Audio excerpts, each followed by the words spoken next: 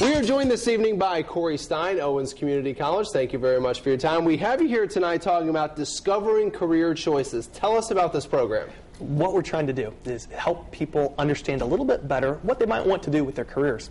A lot of times, for younger students that we get at the college, they know they need to do something, but they don't know what it is. But all their friends are doing something. They're going to school. They're going out and getting a job. For older students, though, for non-traditional students, adult students, they come in and something changes, and they might want to do something different. They might watch their friends or their children do something different, and they're just trying to figure out what it is they want to do. So what is it that Owens can offer people? Is it just guidance, or do you just kind of look at their career paths and say, you know, you might want to take these paths or make these decisions? It's a little bit of both. Oftentimes we ask the people, the guests, to come to campus to go through a career exploration assessment. Okay. It's very painless. All right, that's good. bunch of questions when we ask things. For example, are you interested in balancing your checkbook? Do you like to garden? Do you like to solve problems, word problems in the newspaper, things like that? Mm-hmm. And if we ask enough of those questions, it helps develop a profile of the person. And really at that point it's pretty simple. We understand the person a little bit better, and then we can match that profile to profiles of jobs.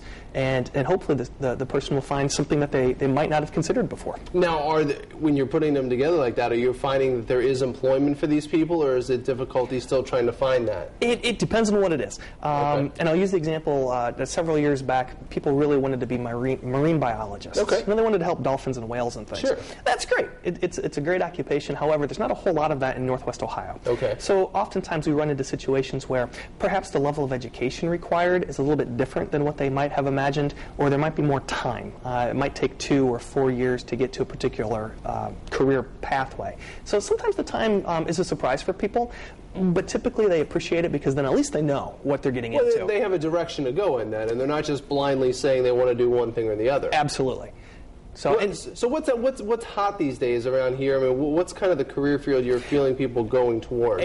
Surprisingly, it's still some of the skilled areas, whether that is in skilled trades types of occupations, things with electronics, computer application support, and of course the healthcare industry.